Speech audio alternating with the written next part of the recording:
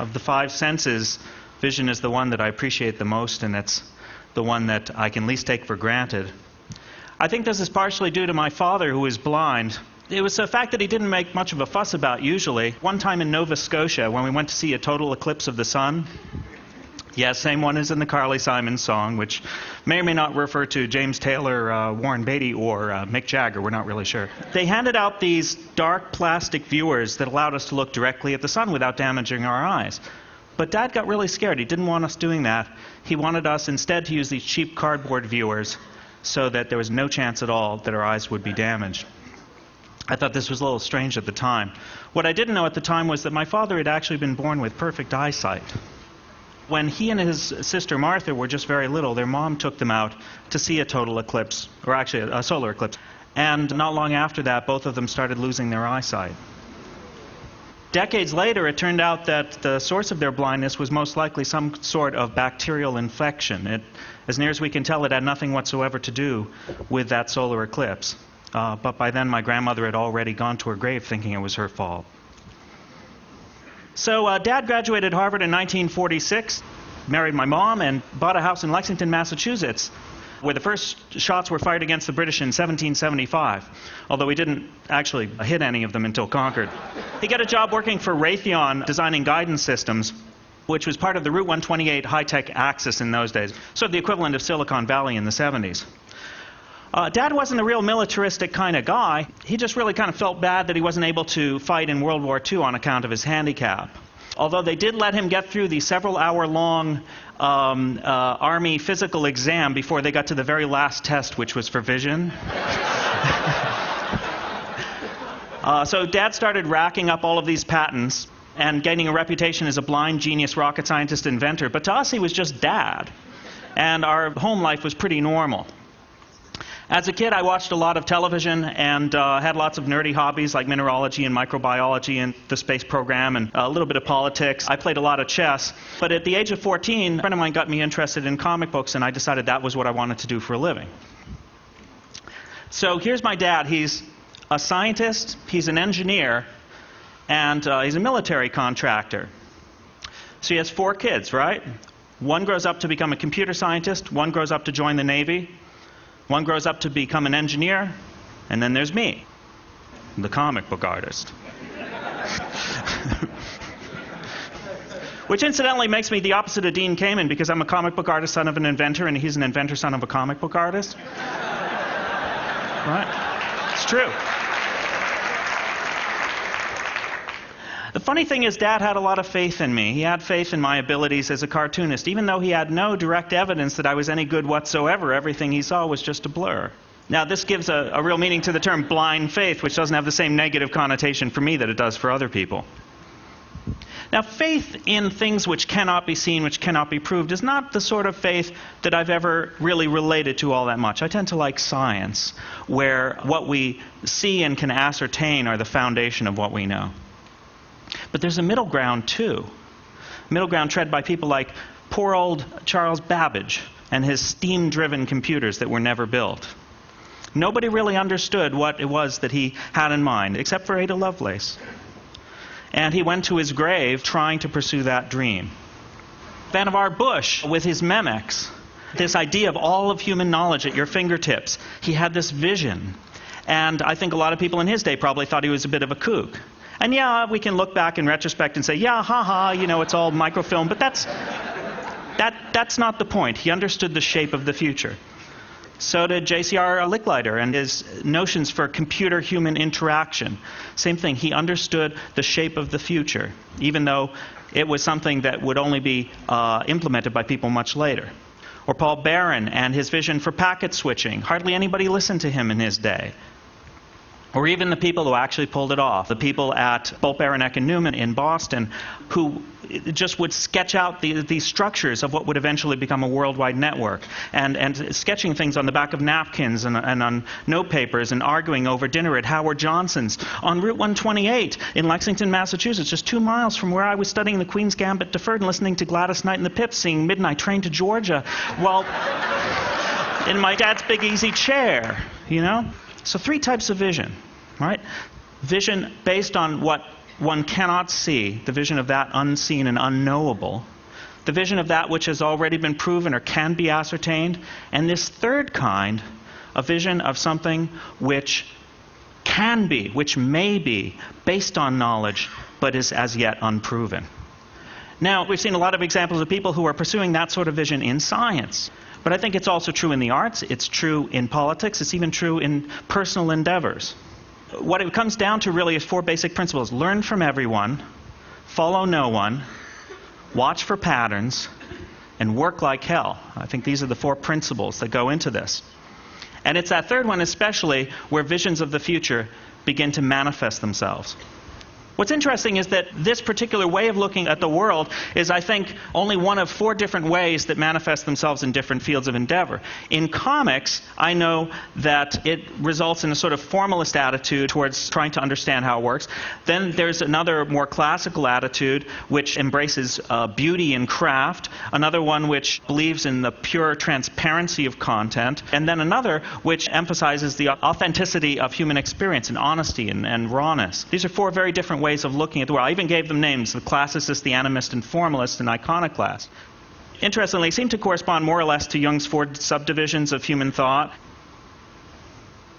And they reflect a dichotomy of art and life on the left and the right, tradition and revolution on the top and the bottom. And if you go on the diagonal, you get content and form, and then beauty and truth. And it probably applies just as much to music and to movies and to fine art, which has nothing whatsoever to do with vision at all, or for that matter, nothing to do with our conference theme of inspired by nature, except to the extent of the fable of the frog who gives the ride to the scorpion on his back to get across the river because the scorpion promises not to sting him, but then the scorpion does sting him anyway, and they both die, but not before the frog asks him why, and the scorpion says, "Because it's my nature." In that sense, yes. So this was my nature. The thing was, I saw the route that I took to discovering this focus in my work and who I was. I saw it as just this road to discovery. Actually, it was just me embracing my nature, which means that I didn't actually fall that far from the tree after all. All right? So what does a scientific mind do in the arts? Well, I started making comics, but I also started trying to understand them almost immediately. One of the most important things about comics I discovered was that comics are a visual medium, but they try to embrace all the senses within it. So the different elements of comics, like pictures and words, and the different symbols and everything in between that comics presents, are all funneled through the single conduit of vision. So we have things like resemblance, where something which resembles the physical world can be abstracted in a couple of different directions. Abstracted from resemblance, but still retaining the complete meaning, or abstracted away from both resemblance and meaning towards the picture plane. Put all these 3 together and you have a nice little map of the entire boundary of visual iconography, which comics can embrace. And if you move to the right, you also get language, because that's abstracting even further from resemblance, but still maintaining meaning. Vision is called upon to represent sound and to understand the common properties of those 2 and their common heritage as well. Also to try to represent the texture of sound, to capture its essential character through visuals. And there's also a balance between the visible and the invisible in comics. Comics is a kind of call and response in which the artist gives you something to see within the panels and then gives you something to imagine between the panels. Also, another sense which comics vision represents, and that's time. Sequence is a very important aspect of comics. Comics presents a kind of temporal map. And this temporal map was something that energizes modern comics, but I was wondering if perhaps it also energizes other sorts of forms, and I found some in history. And you can see the same principle operating in these ancient versions of the same idea. What's happening is art form is colliding with a given technology, whether it's paint on stone like the Tomb of Menna the Scribe in ancient Egypt, or bas-relief sculpture rising up a stone column, or a 200-foot long embroidery, or painted deerskin and tree bark running across 88 accordion-folded pages. What's interesting is once you hit print, and this is from 1450 by the way, all of the artifacts of modern comics start to present themselves. Rectilinear panel arrangements, simple line drawings without tone, and a left-to-right reading sequence. And with 100 years, you already start to see word balloons and captions. And it's really just a hop, skip, and a jump from here to here. So I wrote a book about this in '93, but as I was finishing the book, I had to do a little bit of typesetting, and I was tired of going to my local copy shop to do it, so I bought a computer. And it was just a little thing. It wasn't good for much except text entry. But my father had told me about Moore's Law back in the '70s, and I knew what was coming. And so I kept my eyes peeled to see if the sort of change that had happened when we went from pre-print comics to print comics would happen when we went beyond to post-print comics. So one of the first things that were proposed was that we could mix the visuals of comics with the sound, motion, and interactivity of the CD-ROMs that were being made in those days. This was even before the web. And one of the first things they did was they tried to take the comics page as is and transplant it to monitors, which is a classic McLuhan-esque mistake of appropriating the shape of the previous technology as the content of the new technology. And so what would they do is they'd have these comics pages that resembled print comics pages, and they would introduce all this sound and motion. The problem was that if you go with this idea, this basic idea that space equals time in comics, what happens is that when you introduce sound and motion, which are temporal phenomena that can only be represented through time, then they break with that continuity of presentation. Interactivity was another thing. There were hypertext comics, but the thing about hypertext is that everything in hypertext is either here, not here, or connected to here. It's profoundly non-spatial. The distance from Abraham Lincoln to a Lincoln Penny to Penny Marshall to the Marshall Plan to Plan 9 to 9 lives, it's all the same. But in comics, every aspect of the work, every element of the work, has a spatial relationship to every other element at all times. So the question was there any way to preserve that spatial relationship while still taking advantage of all of the things that digital had to offer us? And I found my personal answer for this in those ancient comics that I was showing you.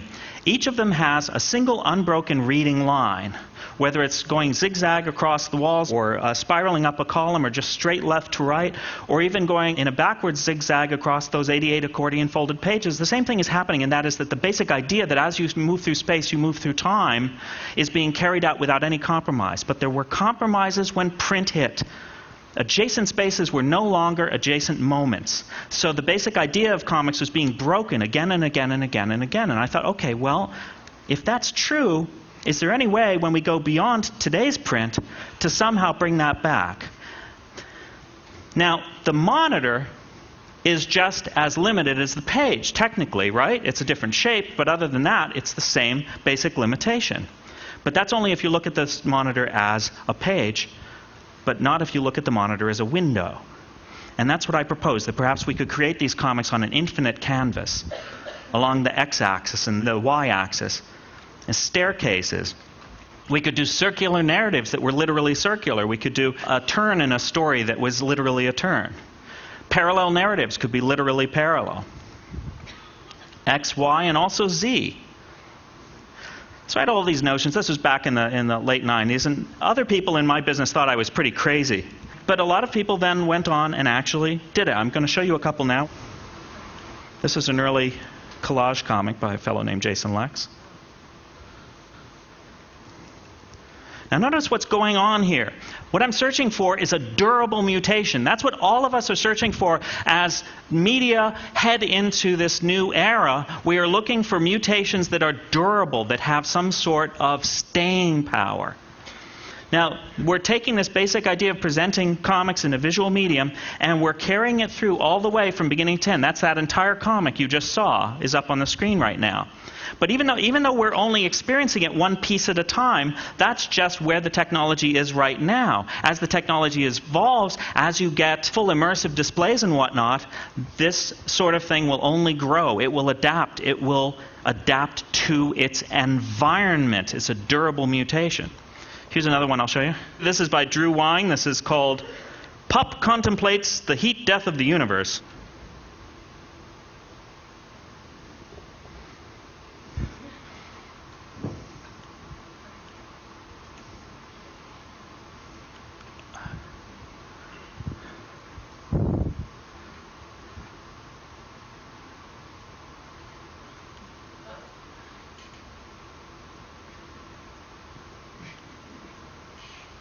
See what's going on here as we draw these stories on an infinite canvas is you're creating a more pure expression of what this medium is all about.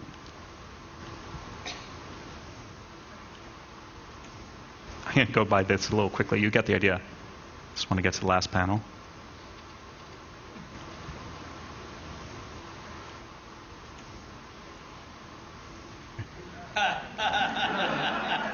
There we go.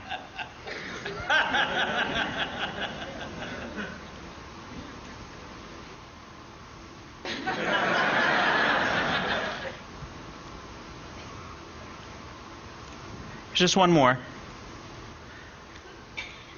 Talk about your infinite canvas. It's by a guy named Daniel Merlin Goodbury in Britain. Why is this important? I think this is important because media, all media, provide us a window back into our world.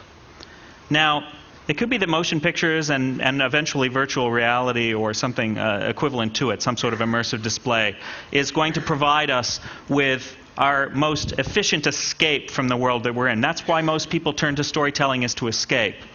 But media provides us with a window back into the world that we live in. And when media evolve so that the identity of the media becomes increasingly unique, because what you're looking at is you're looking at comics cubed, you're looking at comics that are more comics-like than they've ever been before.